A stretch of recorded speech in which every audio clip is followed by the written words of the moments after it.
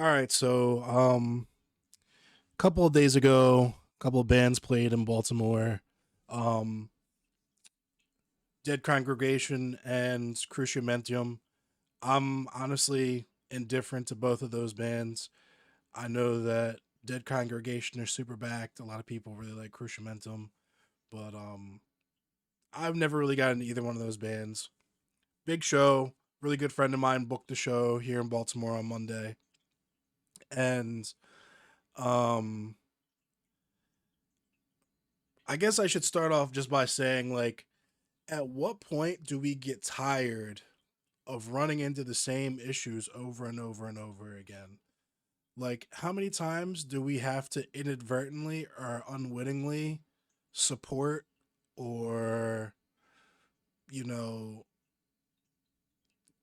normalize the white supremacy and like neo-Nazism that exists in the metal scene? Like I was saying earlier, you probably can see or have seen on my stream guitars behind me. I used to play in death metal bands in my teens and 20s. I quit in 2016 because I ended up in a band with neo Nazis. There was a group called the Wolves of Vinland that was kind of trying to infiltrate the Baltimore scene here with, black metal bands and the whole death metal scene and everything. And it seems like something that, at least from my perspective, with my experience, it seems like something that's just kind of part and parcel to the black metal scene, or at the very least, is something that became more and more normalized as black metal became mainstream. And the thing that I try to impress upon anybody who I have this conversation with is that metal, like as a quote unquote community or as a scene or a genre, stands for absolutely nothing, right?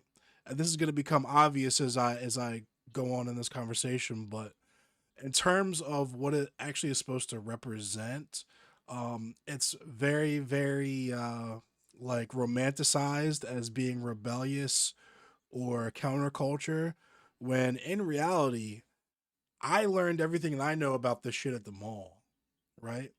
And some people might hear that and dismiss it, but like I promise you, I have a much deeper well of knowledge about the genre of music, history of individual musicians, so on and so forth. I have a much deeper well of knowledge than your average person when it comes to especially death metal. Um, my first Maryland Death Fest was in 2006.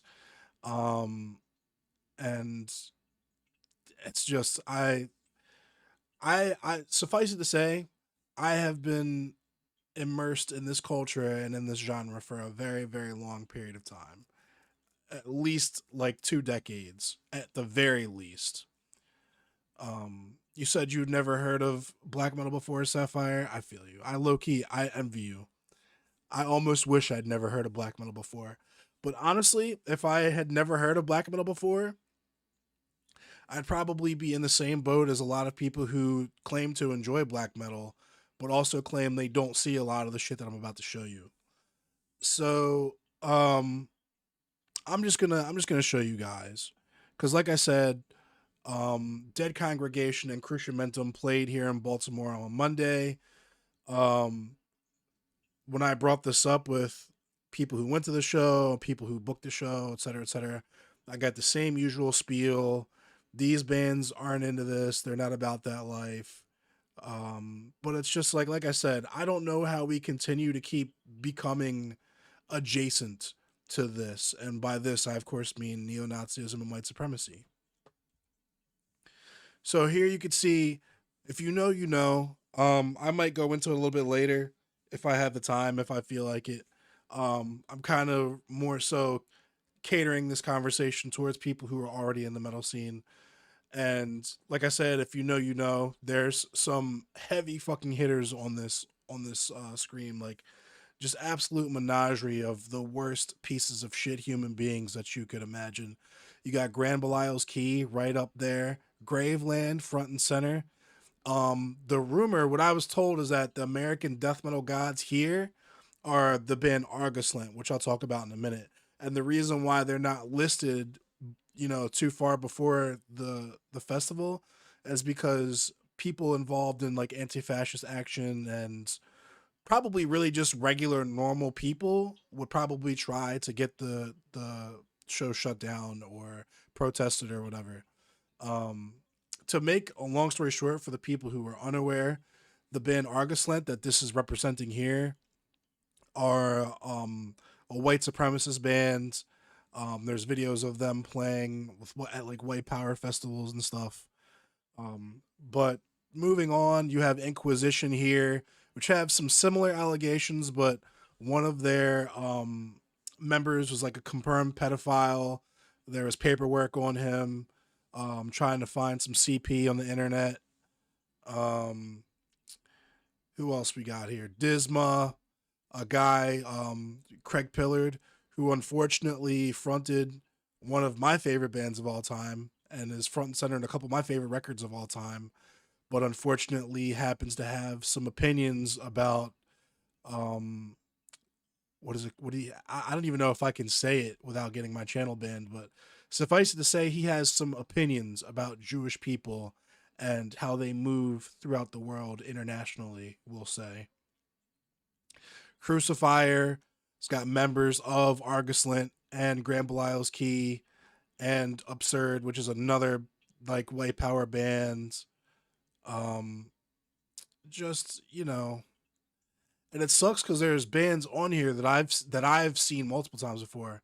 I'd be remiss if I didn't mention this band Absu here. Really, really fucking um transphobic bullshit. Really, really treated a former member of their band who I'm aware of, and I enjoy this person. Treated them like shit when they decided to come out as transgender, right? Yeah, Disma, very anti-Semitic. Shout out to Mortal Ghostface Chris. But you have Father Be Fouled on here, pretty cool. Um, oh yeah, Hellfire Death Cold. I think they're like related to Neocthobliz, which is another anti-Semitic band. Just a bunch of stuff on here. Soulburn are a band that I used to enjoy. They're related to Asphyx.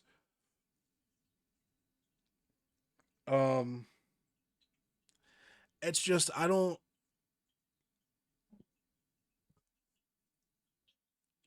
understand how we continue to have this happen over and over and over again. Because for me, at the very least, this is something that I have been blowing the whistle about for the better part of a decade. I became aware of the group the Wolves of Vinland in 2015.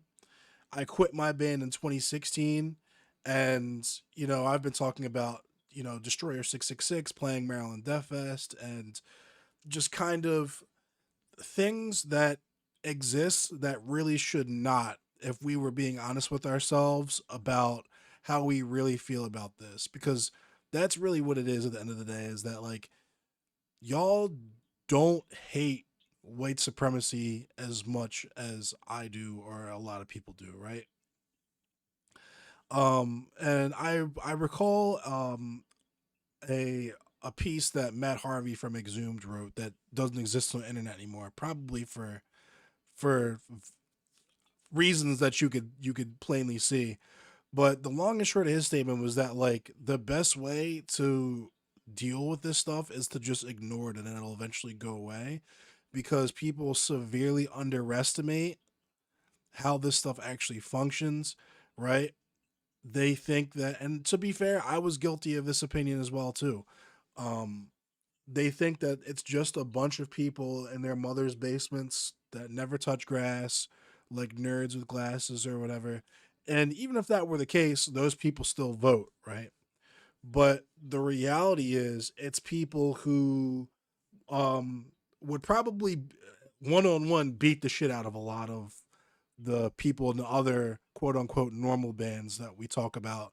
People that spend a lot of their time training in the gym, at the range, getting firearms training, right? A lot of really militant and like really disciplined individuals who are true believers in the ideology of white supremacy and just general anti-Semitism and anti-religion, so on and so forth, right?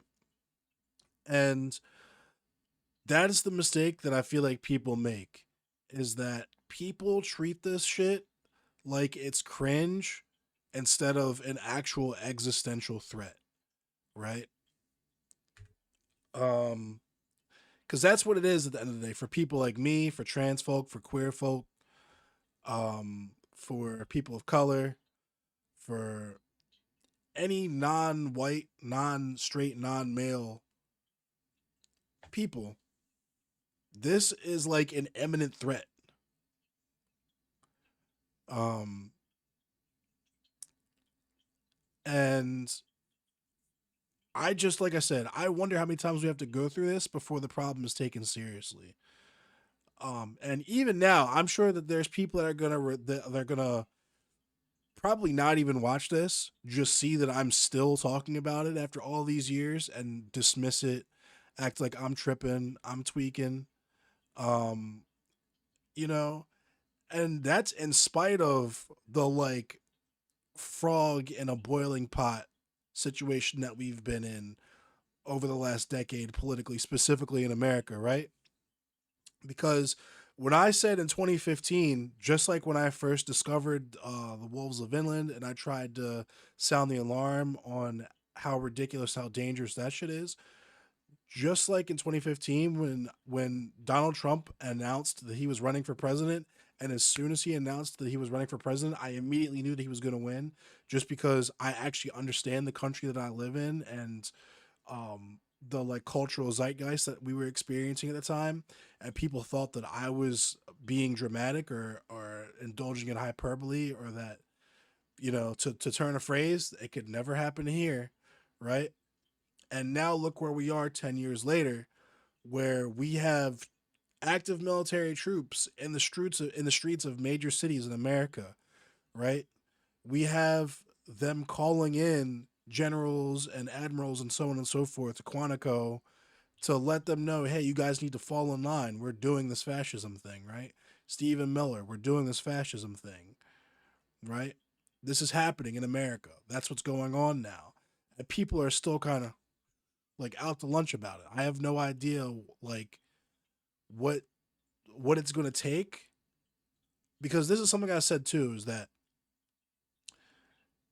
if you have the privilege to ignore it, like even if you have that privilege to where, because this stuff is not registered as an imminent threat to you, at a certain point, you will not be able to ignore this.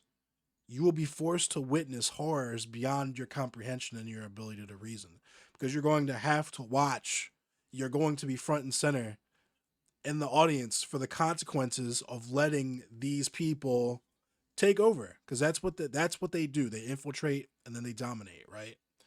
They if you look at some of the stuff that like was it Steven Metzger, who was like an infamous former neo-Nazi. I say former neo-Nazi. He probably is still a neo-Nazi, but he was very active in terms of leadership. Um, he would actually say to pretend to be a liberal, right? And liberals should be alarmed by the fact that it's so easy for neo-Nazis to pretend to be them. But, you know, we're talking about, just pretend that you like black people, that you aren't hateful towards Jews and trans people and women and so on and so forth, until you get trusted enough to be put into a position of leadership. At that which point you could do what you want, right? And that's what we're seeing here. And it's just, like I said, I don't know how many times we have to go through this before it's actually acknowledged as a serious enough problem for people to step out and say, no, this is not okay. Instead of, that's cringe. I really wish people wouldn't do that, but whatever. It's a free country. Whatever. You know what I mean? It's just ridiculous. Especially when stuff like this gets reported on the news, people are way too passive about this. This should not even exist in the first place, right?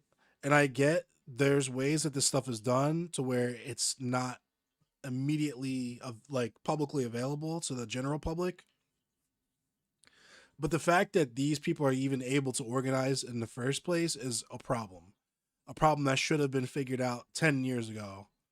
um at least 10 years ago. But like I said, people treated it as cringe instead of an existential threat. So now we are where we are, where we have fascists in the White House. Depending on where you are in your local government, you have fascists. And now you have people just doing this kind of stuff out in the open because there's no challenge to it, and because the challenge to it was toothless for decades, right?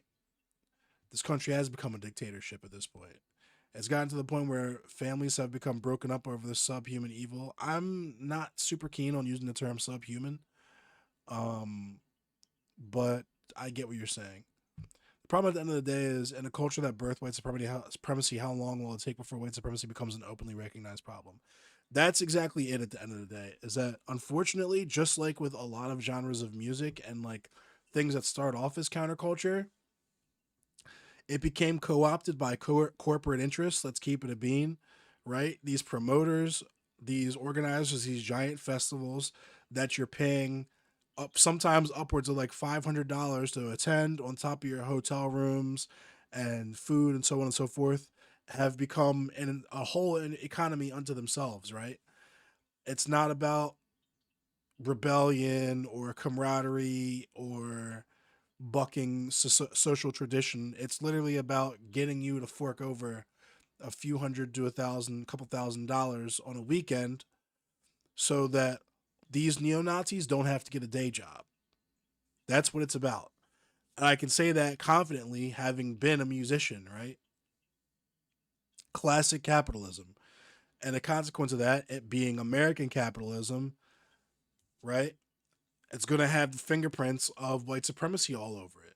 So you have this genre that's essentially full of white people, even though the roots of it are in black music, just like with a lot of things in America, right? You have this scene that's dominated by white people and has a general lack of people of color in it to begin with, just by nature of what it is and what it's become now, right? So now you have these people that feel comfortable to exist and float around like this because, like I said, the worst thing that's going to happen to them is that people will cringe at them, and they could just continue to go about their business, proselytizing, sometimes even recruiting, right? What up, King Connell?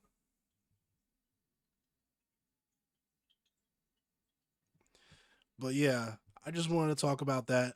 Um, and if you're curious about the band Argosant that I was talking about, and you've stuck around, um, I can show you something that is, exemplar of the type of thing that I'm talking about.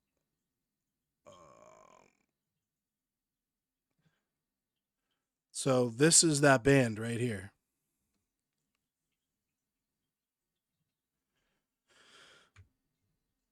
I'll zoom in so you can see because it's pretty poor quality, but this is that band. This is what these people are about. This is the type of stuff they get up to. What up, reward 1668? Yeah, it's sad because those people who was working won't get paid and it's going to affect their families. Yeah, the ramifications of this type of shit are endless, endless, right? Whether we're talking about people like me who can't enjoy the music and the scene that I grew up loving that saved my life, if I'm being honest with you, on more than one occasion. I can't come out anymore because I don't know how many of those people are going to be in the crowd, right? Up to the fact that we have people voting for Trump, you know what I mean? You have people calling ICE on hardworking people that just want to feed their families. Fuck their families, that just want to feed themselves. They just want to make a living for themselves in this fucking godforsaken planet where we make it so that basic necessities require money to acquire. People die of fucking treatable illnesses and starvation on the fucking streets daily, right? And America doesn't even, it's not even the worst in America. It's just, I don't know, man. I'm very cynical. Just like with Maryland Death Fest, right? Just like with a lot of stuff. If you're from around Baltimore, you know I've talked about Auto Bar before. Um, like I have no doubts in my mind that not only will this festival go off without a hitch, like it'll happen, nobody will really talk about it aside from people like me, whatever, whatever. But it'll probably be successful. They'll probably do it again. They'll probably plan another one for next year. Um, what I know about it is that it's a shit show of like visas falling through and so on and so forth because so many of these bands are recognized internationally as like problems with the because of the whole white power thing. But I'm very cynical. Like I said, I truly believe that that type of shit is gonna continue for the foreseeable future. Game Freak, you said this is why we should have chose Kamala Khan. Kamala Khan is a Marvel character. Kamala Harris was Donald Trump's opposition in 2024. But that said, I don't think that that would have so that would have definitely prevented a lot of the more insane shit that we've seen in terms of like stuff that's happening on American soil. But I don't think that that would have prevented a lot of the stuff that we're seeing in Gaza, Free Palestine. I don't think that would have prevented a lot of the stuff happening with like Iran. I don't know. I think that the world is headed in a very very dark direction. You're bad. You keep thinking about that Marvel character too much. I feel it. Yes, exactly. Kuma, Sudan, Congo. Like I think I don't think um I am of the educated and informed opinion from my observations about American history and like the history of my people of African Americans and the history of American geopolitics and the sparse bit of world history that I know that I'm aware of. I can confidently say that we are headed for some very very very dark times, very dark times. um I was watching. There's a TikToker whose name escapes me right now. He organized the House of Venus or helped to organize the House of Venus, but he was talking about how the period of time we're in right now could be best referred to as the pre-reconstruction, right? Like if you look at American history, the pre-reconstruction era was bleeding Kansas, race riots, right? Um, like pogroms, just like mass violence towards black people and black communities, culminating in the Civil War, right? And then only after that did you start to have some kind of like justice and equity to black people in America. To really just anybody who wasn't white. Excuse me, really anybody who wasn't part of the like gentry class in America. And we're going through that again, right?